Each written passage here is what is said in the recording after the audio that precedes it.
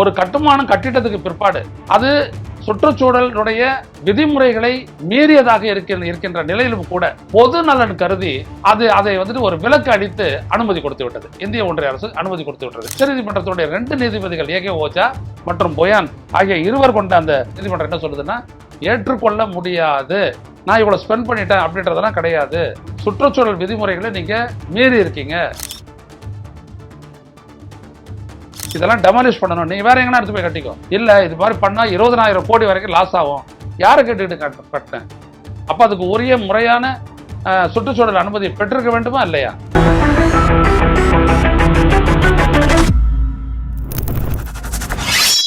வணக்கம் தோழர்களே, ரோசா செய்தியின் வாயிலாக இன்று மீண்டும் உங்களை சந்திப்பதில் பெரும் மகிழ்ச்சி அடைகின்றேன். இந்திய உச்சநீதிமன்றம் நேற்று அளித்த ஒரு தீர்ப்பு சுற்றுச்சூழல் பாதுகாப்பு தொடர்பான ஒரு முக்கியமான அடிப்படை கோட்பாட்டை தகர்ப்பதாக உள்ளது என்று இந்த நாடு முழுவதும் ஒரு மிகப்பெரிய எதிர்கருத்து உருவாக்கி இருக்கிறது. இந்திய உச்சநீதிமன்றத்தினுடைய தலைமை நீதிபதி B.R. கவாய் அவரும் அவரோடு மேலும் 2 நீதிபதிகள், அவர்களுடைய பெயர்கள் ஒருவர் உஜ்ஜால் புயான், இன்னொருவர் வினோத் கே சந்திரன் ஆகிய 3 அடங்கிய அமர்வுக்கு ஒரு மேல்முறையீடு வருகிறது. அந்த மேல்முறையீடு என்னவென்றால், இந்திய ஒன்றிய அரசு பல்வேறு திட்டங்களுக்கு கட்டட அனுமதியை பெற்றதில் இருக்கக்கூடிய சுற்றுச்சூழல் முறைகேடுகளை தாண்டி அந்த முறைகேடுகளை கண்டுகொள்ளாமல் ஒரு ஒப்புதலை வழங்கி விடுகிறது. அண்டர் கன்ஸ்ட்ரக்ஷன், அதாவது ஒரு கட்டுமானங்களை செய்வதற்கு அவர்கள் சுற்றுச்சூழல் அனுமதி பெற்றிருக்க வேண்டும். அப்படி பெறவில்லை, பெறாமலேயே பல ப்ராஜெக்ட்ஸை அவங்க திட்டங்களை அவர்கள் தீட்டிவிட்டார்கள். அது என்னென்ன திட்டங்கள் என்று சொன்னால் அதை படிக்கின்றேன். இது மிக ஆழமான ஒரு விடயம், அதனால் சொல்லுகின்றேன், கேட்டுக்கொள்ளுங்கள்.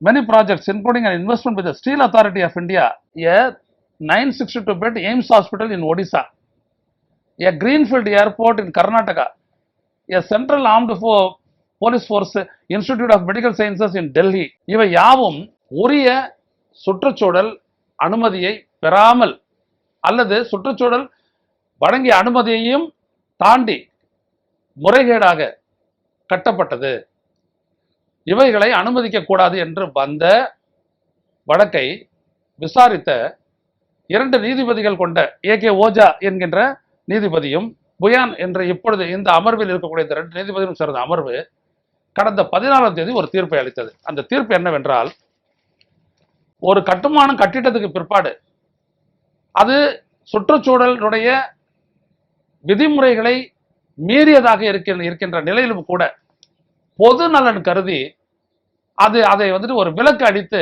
அனுமதி கொடுத்து விட்டது. இந்திய ஒன்றிய அரசு அனுமதி கொடுத்து விட்டது. அதுக்கு பேர் என்ன அப்படின்னீங்கன்னா, in legal parlance ex post facto retrospective effect. கட்டி முடிச்சிட்டாங்க, அதுக்கப்புறம் முன்தேதியிட்டு அதுக்கு அப்ரூவல் கொடுக்குறாங்க. இது ஒரு வழக்காக வருகிறது.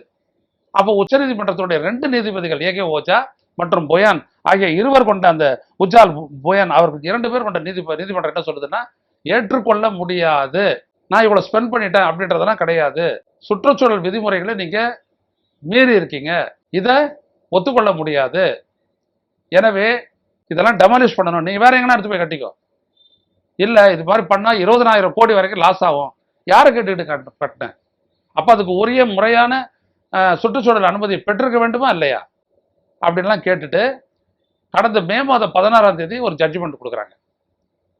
அந்த ஜட்ஜ்மெண்ட்டை எதிர்த்து ஒரு மேல்முறையீடு வருகிறது. அதைத்தான் இன்றைய உச்சநீதிமன்ற தலைமை நீதிபதி chief justice of India B.R. Gavai மற்ற 2 நீதிபதிகள், நான் சொன்னேன் அல்லவா, உஜ்ஜால் புயான், அப்புறம் இன்னொரு வினோத் கே சந்திரன், இவங்க கொண்ட அந்த அமர்வு 3 பேர் கொண்ட நீதிபதி அமர்வு விசாரிக்கிறது. நேற்று அதை தீர்ப்பு கொடுத்துச்சு. அதில் என்ன சொல்றாரு அப்படின்னோம்னா, அவங்க வயலேட் பண்ணிட்டாங்கன்றது சரிதான், இது என்விரான்மெண்டல் விதிமுறைகளை கடைபிடிக்கலன்றது சரிதான், ஆனா பொதுநலன் கருதி ஒரு ஹாஸ்பிட்டலு, ஒரு ஏர்போர்ட்டு, இன்னொரு மருத்துவமனை, இராணுவத்திற்கான மருத்துவமனை, இது எல்லாம் கட்டப்பட்டு ஓரளவுக்கு முடியும் தருவாயில இதையெல்லாம் இடிச்சு தள்ளிடணுமா, அவ்வளவு பணமும் அந்த 20,000 கோடி என்ன ஆகிறது அப்படின்னு சொல்லிட்டு தீர்ப்பளிக்கிறார். யாரு? B.R. கவாயும் இன்னொரு வினோத் கே சந்திரன், 2 பேரும். அந்த அமர்வுல 2 பேர் மெஜாரிட்டி தீர்ப்பு கொடுக்குறாங்க. ஆனா அதுல இருந்த அந்த ஜட்ஜி ஏற்கனவே அந்த தீர்ப்பை கொடுத்த அந்த உஜால் புயன் அப்படின்ற அவர் என்ன சொல்றாரு அப்படின்னம்னா, ஏற்றுக்கொள்ளவே முடியாது. அவர் என்ன சொல்றாரு, it is back tracking on sound environmental jurisprudence. சுற்றுச்சூழல் தொடர்பான சட்ட வியாக்கியானத்திற்கே முரணானது அப்படின்னு சொல்லி அடிக்கிறார். ரொம்ப கடுமையான ஒரு சொற்கள். சீஃப் ஜஸ்டிஸ் நான் அதை தடுத்தே தீர்வேன்னே அவர் சொல்றாரு அவரு. ஆனா சிரிச்சுக்கிட்டே அவர் அவருடைய ஜட்ஜ்மெண்ட்டை படிச்சிடறாரு. Chief justice of India mister B R. Gavai, judge B R. Gavai பண்றாரு. இது இந்த நாட்டில் இருக்கக்கூடிய ஒரு மிகப்பெரிய பிரச்சனை என்ன அப்படின்னம்னா, ஒரு சட்டபூர்வமான ஒரு பிரின்சிபல், ஒரு கோட்பாடு சட்டபூர்வமாக ஏற்றுக்கொண்ட பின்னர் அதன்படிதான் ஒரு நாட்டினுடைய மொத்த செயல்பாடு இருக்கணும். அதை கண்டுகொள்ளாமலேயே ஒரு நடவடிக்கை எடுத்து விட்டு பிறகு அதுல பொதுநலன் அடங்கி இருக்குன்னு சொல்லிட்டு அதுல வந்துட்டு உடனே ஒரு அரசு வந்துட்டு அதுக்கு அனுமதி தர்றதும் அதை நீதிமன்றம் ஏற்றுக்கொள்வதும் அப்புறம் அந்த பிரின்சிபலுக்கும் அந்த சட்டத்திற்கும் எதிரானது அப்படின்றது தெரியும். மோடி அரசை பொறுத்த வரைக்கும் என்விரான்மெண்ட்டை பொறுத்தெல்லாம் கவலை இல்லை, எல்லாம் டெவலப்மெண்ட். இதுக்கு முன்னாடி இருந்த மன்மோகன் சிங் அரசு இதே தான் சொல்லிச்சு. அவனுக்கெல்லாம் என்விரான்மெண்ட்டை பத்தி கவலை இல்லை. இன்னைக்கு உலகமே என்விரான்மெண்ட்டை காப்பாற்ற ஓடுது. ஏன்னா பருவநிலை மாற்றம் காரணமாக அதிகமான மழை பொழிவு, இல்லாட்டி மழையே இல்லை, வறட்சி, குடிக்க தண்ணீர் இல்லை. தென்னாப்பிரிக்காவில் ஏற்பட்டதெல்லாம் உங்களுக்கு தெரியும்னு நினைக்கிறேன். இந்த வீடியோ பார்க்குறவங்களுக்கு குடிக்கிறதுக்கு தண்ணி இல்லாத ஒரு 4-5 மாசம் தவிச்சது அந்த நாடு. அப்படியாப்பட்ட ஒரு நிலையை ஏற்படக்கூடாது அப்படின்னம்னா இந்த பருவநிலை இதை பாதிக்காத அளவிற்கு சுற்றுச்சூழலை நாம் பாதுகாத்திட வேண்டும் அப்படின்றதான். ஃபாரஸ்ட், காடுகள், குளங்கள், ஏரிகள் எல்லாவற்றையும் காப்பாற்றணும் அப்படின்றதுக்காகத்தான். மனித நலன் தான். ஆனா அந்த கோட்பாட்டையும் ஏற்கனவே ஒன்றத்தை கட்டிட்டு அதுக்கப்புறம் அரசுகிட்ட போயிட்டு அதுக்கு முன்தேதிட்டு அதுக்கு ஒரு கிளியரன்ஸ் வாங்குறது, வாங்கிக்கிட்டு அப்படியே பண்றது. இதை வந்துட்டு ஒரு ரேர் எக்ஸப்ஷனா வந்துட்டு உச்சநீதிமன்ற தலைமை நீதிபதி பி.ஆர். கவாய் சொல்றாரு. இதை எப்படி ஏற்பது யோசிச்சு பாருங்க. அப்ப இப்படியே சொல்லிட்டு பல விஷயங்களை பண்ணலாமே. இப்ப இந்த ஜட்ஜ்மெண்ட் ஏற்றுக்கொள்ளப்பட்ட பிறகு இதையே காரணம் காட்டி எக்ஸப்ஷனே வில் பிகம் அ ரூல். அப்போ அந்த ஆக்ட் பிகம் டிஃபெக்ட், ஒண்ணு இல்லாத போயிடுது. இதான் அவர் சுட்டி காட்டுறாரு. யாரு? உஜால் போயான் என்கின்ற அந்த நீதிபதி இதைதான் சுட்டி காட்டுறாரு.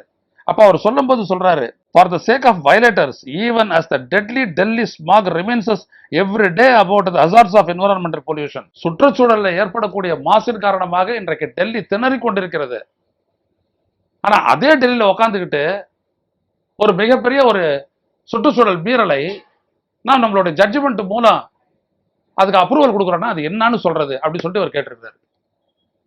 அதான் சொல்றாரு, it is against the environmental jurisprudence அப்படின்ற அந்த வார்த்தையை அவர் பயன்படுத்தி அவர் சொல்றாரு.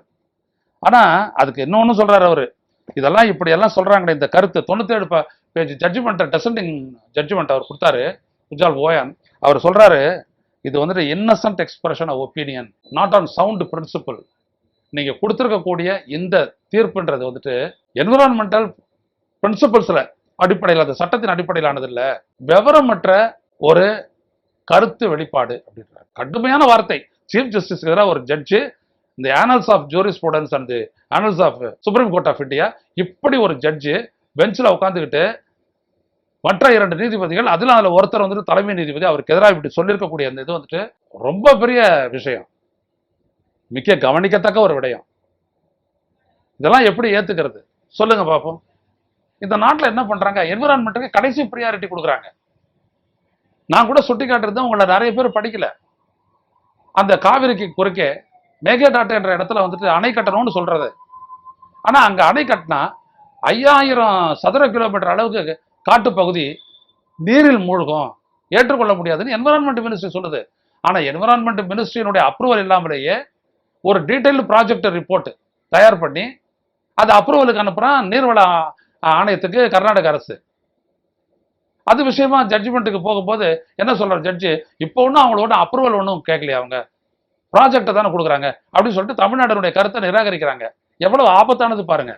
See, when there is an environmental, forest, climate change ministry, ஒரு கேபினட் மினிஸ்ட்ரி இருக்கும்போது, ஒரு மினிஸ்டர் இருக்கும்போது, அதனுடைய ஒப்புதல் இல்லாம எப்படி ஒரு ப்ராஜெக்டை நீங்க கன்சிடர் பண்ண முடியும் ஒரு துறை? சொல்லுங்க பாப்போம். இந்த நாட்டில் நடக்குது, மோடி அரசு கிட்ட நடக்குது. ஸோ இந்த மாதிரி ஜட்ஜிங்க இருந்தாங்கன்னா அப்புறம் என்ன பண்றது? See we have respect for B R Gavai, different. We have respect for உச்ச நீதிமன்றம். அதெல்லாம் மரியாதையெல்லாம் இருக்குது. அதெல்லாம் நான் ஜட்ஜெல்லாம் ரொம்ப மதிக்கிறவன் தான், நீதித்துறையை மதிக்கிறவன் தான். ஆனால் இது என்ன விதமான ஜட்ஜ்மெண்ட் இது? இப்படி அவனுக்கு கொடுக்கறது.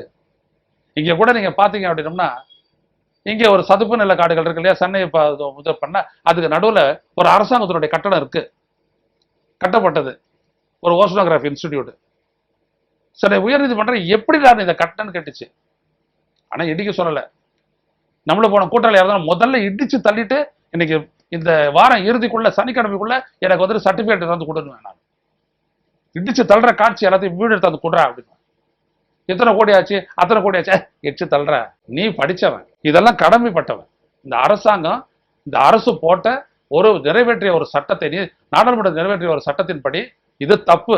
அப்ப அந்த அங்க வர வேண்டிய தண்ணி எங்க போகும் யோசிச்சு பாருங்க, குடியிருப்புகள் போயிடும். அப்ப இதை எப்படி ஒத்துக்கிறது? அப்ப இந்த மாதிரி ஒரு விஷயத்திலையும் பாத்தீங்க அப்படின்னா பப்ளிக் இன்ட்ரெஸ்ட், பொதுநலன் அடுத்து தூக்கி கொடுத்துட வேண்டியது. எந்த அளவிற்கு ஒரு நீதிபதி போராடுகிறார், குஜால் போயன் என்கின்ற அந்த நீதிபதி நம்முடைய வரலாற்றில் நாம் நிரந்தரமாக நம் மனதில் வைத்து போற்ற வேண்டும். நல்லா சொன்னார் அவர். It is an innocent expression of opinion அடிச்சார் அவர். இதுல எந்த விதமான சட்ட வியாக்கியானமுமே இல்லை. ஆனா இவர் சிரிச்சுக்கிட்டே சொல்றாரு, 20,000 கோடி தூக்கி குப்பையில போடணுமான். போடு. அவங்க சொன்னாங்கல்ல, அந்த ஸ்டீல் அத்தாரிட்டி ஆஃப் இந்தியாவில் அவன் தானே லாஸுக்கு அதாகிறான், அவன் மேல கேஸ் போட்டு எப்படா நீ பண்ணன்ட்டு. ஏன் அவங்களுக்கு எல்லாம் ஒன்றும் தெரியாதா?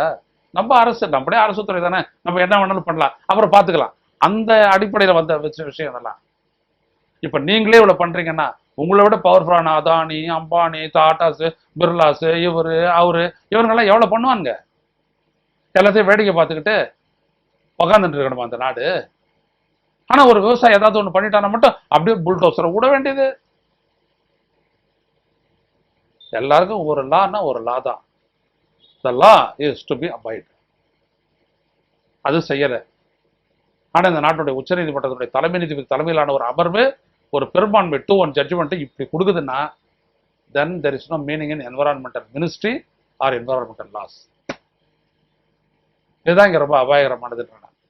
ஏற்கனவே ஆகஸ்ட் 2020 மோடி அரசு போட்ட என்விரான்மெண்ட் தொடர்பான ஒரு உத்தரவே படு மோசமானது. ஒரு இண்டஸ்ட்ரி வருதுன்னா அந்த இண்டஸ்ட்ரியினுடைய வெளியேற்றப்படக்கூடிய கழிவுகள்னால சுற்றுச்சூழலுக்கு எந்த விதமான பாதிப்பு ஏற்படாதுன்றத அந்த இண்டஸ்ட்ரியை சொல்லணும்னு சொன்னாங்க. இது எப்படி அவன் சொல்லுவான்? அவன் இதுதான் மோடியினுடைய அறிவார்ந்த ஆளுமை. அதெல்லாம் எதிர்த்து நான், ஐயா பட நெடுமாறன் போன்றவர்கள்லாம் ஊரா போய் பேசணும். ஆனா இந்த நாட்டில் இப்படி நடக்குது. நீதிமன்றத்துக்கு போனா கடைசியில் இப்படிப்பட்ட ஒரு தீர்ப்பு. இப்ப இவர் ரிட்டையர் ஆக போறது எப்ப? 23ஆம் தேதி, நவம்பர் 23ஆம் தேதி ரிட்டையர் ஆக போறாரு. அதாவது இந்த ஞாயிற்றுக்கிழமையோட அவருடைய இது போகுது. திங்கக்கிழமை அவர் கிடையாது ஜட்ஜி. போறதுக்கு முன்னாடி அவர் வந்துட்டு தலையெடுத்து இப்படி மாற்றி எடுத்துட்டு போயிட்டார். இப்ப இது வந்துட்டு ஒரு பிரசிடென்ட் ஆகுது. இதை வச்சுட்டு பல தீர்ப்புகளை கொடுக்கலாம். அப்புறம் என்ன இருக்குது என்வரான்மெண்ட் ப்ரொடெக்ஷன் அப்படின்றது?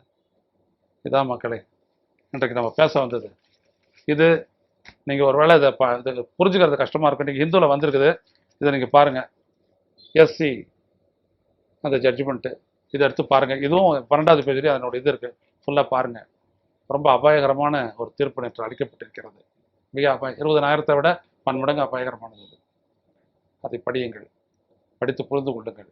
இந்த நாட்டை எல்லா விதத்திலும் காப்பாற்ற வேண்டியது இருக்கிறது. இங்கே கவனிக்க வேண்டிய மற்றொன்றும் இருக்கிறது. அதாவது என்ன அப்படின்னம்னா, பொதுவா தாழ்த்தப்பட்ட மக்களுக்கு, பட்டியலின மக்களுக்கு கொடுக்கக்கூடிய அந்த இடஒதுக்கீட்டுக்குள்ளேயே பல்வேறுபட்ட பிரிவுகளை அவருடைய முன்னேற்றத்திற்கு தக்கவாறு அவர்களுக்கான அந்த இடஒதுக்கீடு பகிர்ந்தளிக்கப்பட வேண்டும் அப்படின்ற ஒரு கருத்தையும் வந்துட்டு திரு பிஆர் கவாய் அவர்களுடைய மற்றொரு ஜட்ஜ்மெண்ட் ஒன்று சொல்லியிருக்கிறது.